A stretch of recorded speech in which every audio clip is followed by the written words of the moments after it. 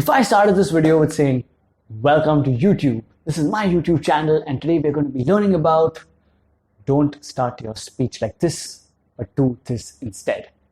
Or if I started by checking if my mic was working or if my camera is in focus, that wouldn't hold your attention much. Which is why the very first thing that we need to avoid when starting our speech is ignoring context and preparation. For example, let's say I'm supposed to give a pitch presentation to some people and they know who I am and they know exactly why I'm there. I don't need to start my presentation by introducing myself and setting the agenda. And if I know the place where I'm going to be giving the presentation, I should make sure to reach a little beforehand to make sure that there are no technical problems. This simple understanding of context will help us avoid such unnecessary and redundant openings and jump straight to the point, to the part that our listeners are actually interested in. Now we're going to go through 2 more ways to avoid starting a speech or presentation. Hey, my name is Radeep and I'm the founder of Frantically Speaking, and I love learning about effective communications and sharing those learnings with you so that you can level up your communications game as well. The second starter that we should avoid is apologizing or being vulnerable.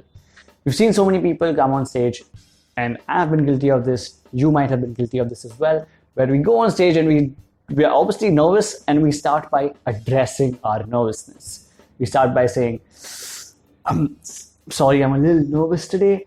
Or we start by apologizing, like saying sorry for our slides or the way we are dressed or whatever it might be. At least I used to think that it might help us come across as more honest, and that might make the audience more forgiving of the mistakes that I would end up making. I realized that it's actually affecting my credibility when I'm on stage. Instead, if we are feeling nervous, it's much better to shift our focus from how we're feeling to what we need to deliver to the audience. There are so many times when we've seen people who are visibly nervous on stage, but we can let go of their flaws in delivery as long as we can see a genuine effort on their end to providing us value.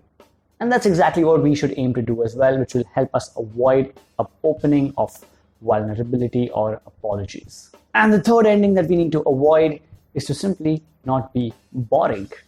Starting our speech with something like good morning or ranting on about general information about ourselves is not the best way to begin. The beginning few seconds of a speech or presentation is when our audience's attention is at its peak. And we really need to capitalize on that time to make sure we're drawing some sort of connection with the audience. Even things like using quotes to open our talks or presentation is probably not the best approach. Now, many people, including us, do say that you should try to use quotes, but there's a way to use them. If we use very generic quotes, our listeners are probably very numb to that particular quote. For instance, if I started off a speech saying something like, the journey of 1,000 miles begins with 1 step. Most of you have heard that quote so many times, it's not going to make any difference. It's just going to bounce over your minds. Instead, if we do want to use something like a quote, we need to make sure it's something more unique. So how should we start these talks instead? There are quite a few ways, but the fundamental thing to understand is that since our audience's attention is at its peak in the beginning, we need to use that time to draw a disconnect in their worldview. If they think something and we can show them that that's probably not the correct way of thinking, basically drawing some sort of disconnect, we can capture their attention, or we can create some intrigue in them that makes them want to pay attention for the rest of our talk. We can do this by using provocative statements like how Angela Lee Duckworth did.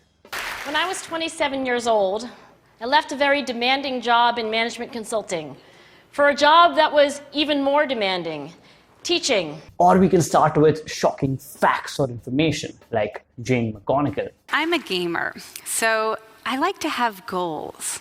I like special missions and secret objectives. So here's my special mission for this talk. I'm going to try to increase the lifespan of every single person in this room by 7.5 minutes. Literally, you will live 7.5 minutes longer than you would have otherwise just because you watched this talk. We could even have very unusual props like Mohammad Katani, or we could even dress up in a unique manner that intrigues people even before we start speaking. And we can even use fear like John Doerr or Doerr. We're at a critical moment. Our leaders, some of our great institutions, are failing us. Why? In some cases, it's because they're bad or unethical. But often, they've taken us to the wrong objectives. And this is unacceptable. There are so many great ways to start our speeches, and yet we so often choose to do it in such a generic way. Hopefully this video has helped. If you have any more questions around things like communications or public speaking, we have an entire website with in-depth articles and resources dedicated just to that. Go check out franticallyspeaking.com. And if you want to know how you can end your speeches with impact, we've created an entire video on that topic, which you can check out right here.